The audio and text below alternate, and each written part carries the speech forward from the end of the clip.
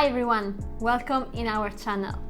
Today we're going to talk about how to ship internationally. Before we go ahead, remember to subscribe to our channel, leave a like and a comment for this video. Shipping internationally can be challenging, especially if you're used to ship locally. When you ship internationally, you should think about requirements that you should meet and make sure that you actually comply with local regulations in the markets that you are targeting to. For example, products. Do you have the right certificates? Do you have the approval of, for example, the FDA in the US and so on? So when you ship, for example, a product that has batteries and contains batteries, it can be like a phone or a tablet, anything that contains batteries, you need to have a material safety data sheet, which is basically the MSDS. So for example, if you ship a product that contains batteries, which can be a phone, a tablet, or anything similar, in that case, if you want to ship internationally, it means you have to most likely going to put that package on a plane. In this case, you should have the certificate that confirms that shipping your phone or the batteries in your phone is actually safe, especially for air transportation. Of course, you may wonder, how do I get that? Well, it's your manufacturer that is supposed to give you all the necessary documents and tests that they did for such product. Same story, same rules if you're, for example, selling food. Like you're selling meat and you're shipping meat cross-border. Well, in that case, you need for sure a certificate of origin. And that's common, right? When you buy something at the supermarket, you generally ask for a certificate of origin. Different cases for different products. But overall, you should think about taxes and duties as well. So when you're selling to another country and you're shipping from Europe, for example, to the US, you should think about, okay, do I have to pay taxes? Do I have to pay duties? How do you know? It's based, first of all, on the declared value, and second, on the HS code. So let's look a little bit more into that. Taxes. How do you know how much you're gonna pay? Well, every country has its own, let's say, taxation rules and percentages, but let's say that you are subject to 10%, for example, VAT only when shipping, I don't know, to any country, then your declared value is going to be the value where the taxes will be applied on. So let's say that you're selling a phone and the declared value is 200 USD. In that case, the 10% should apply on 200 USD. So you're going to pay taxes for $20. However, let's talk more about the declared value. So the declared value is generally equal to your selling price. Let's say general rule. So selling price, and in this case, it's equal to 200 USD. However, for some countries, it's not just the selling price. It's also a combination of insurance and freight. What do I mean by that? Is that if you're shipping a phone or something very expensive, you most likely apply for insurance for every shipment that is moving internationally. And then also the freight. Freight equal shipping fee. It's how much you pay to ship internationally. $20, $10. So let's say that you paid $2 for insurance for that specific order and $15 for the freight. Your declared value is gonna be 200 plus $2 plus 15, 217 USD declared value, where you're gonna pay 10% VAT. Now, you may wonder, okay, what if I'm shipping a gift or a sample?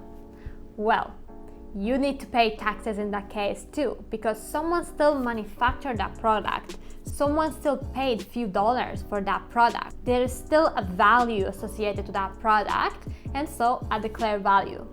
So you should always declare how much is worth your product. If you're selling to someone, to customers for $200, your declared value is at least $200. Of course, if you book insurance, you need to include insurance too. In some countries, not all of them, because some countries, they allow you to use just the value of the product, the free on board. Now, let's look into duties. For the duties, we have the HS code. what is that? The HS code is also well known as harmonized code and identifies the function of the HS code is to identify your product.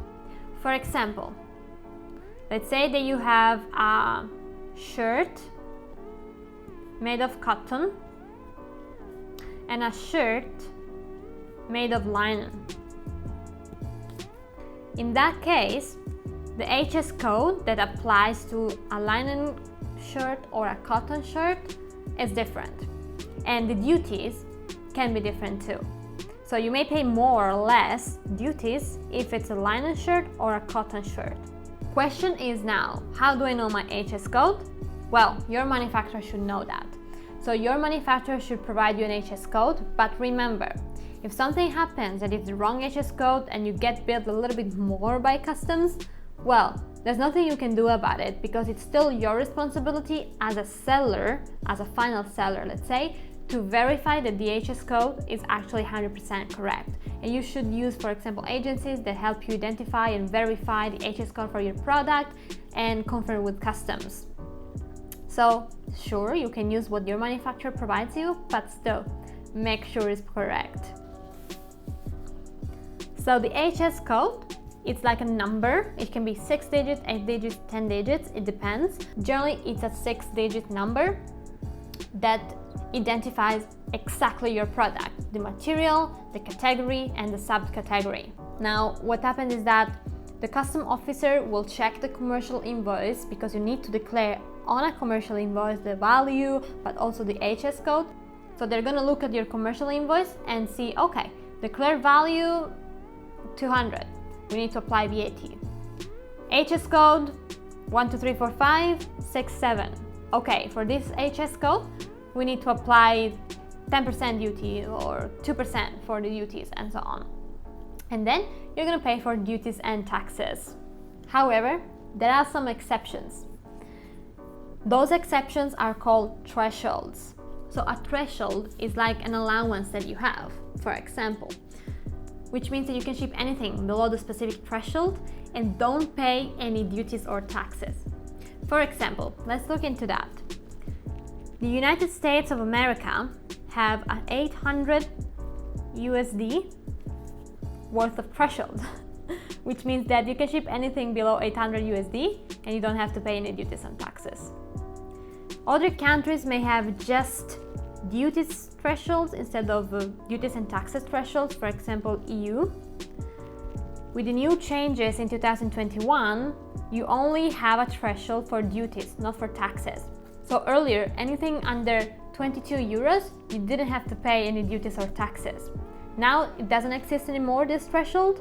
It only exists for duties, which is 150 euros. So if your declared value is below 150 euros, then you don't have to pay duties. In this case, it's both duties and taxes for US. Then let's look into another country. Canada. Canada has 20 Canadian dollar threshold, which means that below anything that you ship with a declared value below 20 Canadian dollars, you don't pay duties and taxes. So again, no duties and taxes. Another one, Australia. It's 1,000 Australian dollar, and so on. So every country generally has its own threshold, which can be 300 USD, 100 USD, depends on the local currencies as well. So if you sell something below those thresholds, you are safe. You don't have to pay duties and taxes and just ship in DDU instead of DDP. Next will be to understand which Incoterm you want to use, DDP or DAP. Let's look into that. DAP means duties at port. It's also called DDU. Basically, duties and taxes needs to be paid by the receiver. So if you're shipping something to a US customer, then the US customer will need to pay for duties and taxes as soon as the product crosses the border. DDP is delivery duty paid, which means that seller covers for duties and taxes. So most likely your selling price should include duties and taxes in that case. Then we have the requirements in terms of documentation. Let's look into that. First of all, you need a shipping label, which generally has sender address, weight, tracking number, any reference, and Incoterms. So by looking at the label, I know where it's going, and I have the tracking number. Then of course, since you're shipping internationally, you need a commercial invoice. On the commercial invoice, you should at least have sender and receiver address. Then we have country of origin, tracking number, description of the product. You should have the weight, declared value per unit, number of units, Incoterms, HS code, because of course the custom officer will need to look into that to apply the duty.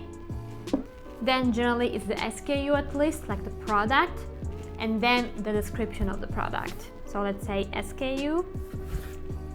And if someone else is the importer of records, then the importer of records.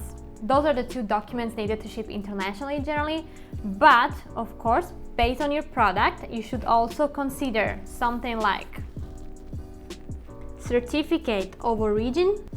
Let's say that you're sending some meat, for example, you need a certificate of origin.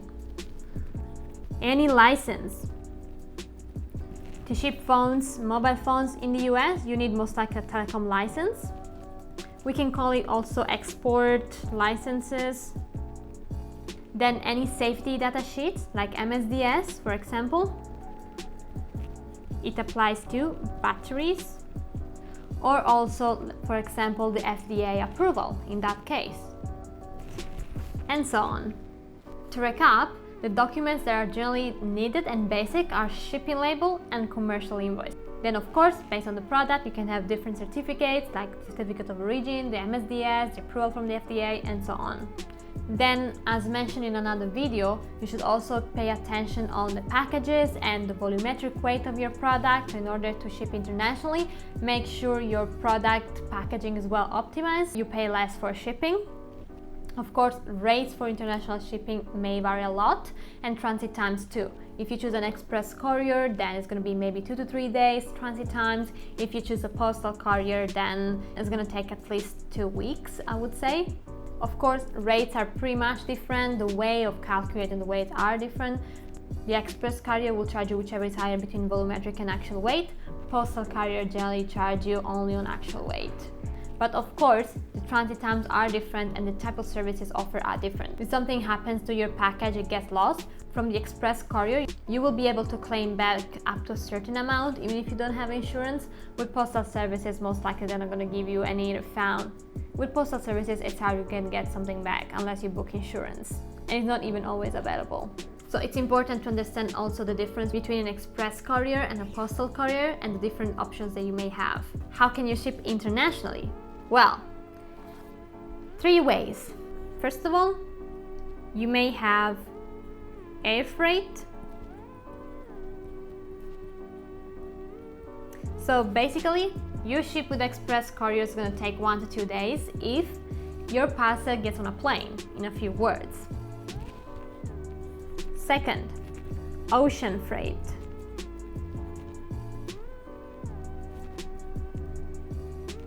Transit times are generally way longer, like 30 days or something like that, and the rates of ocean freight in 2021 and 2020 are crazy. So you better use an air freight option, it's faster and the prices are similar. Third option, railway. Well, in this case, still takes some time because it's gonna take a train. This is pretty much everything you need to know in order to ship internationally.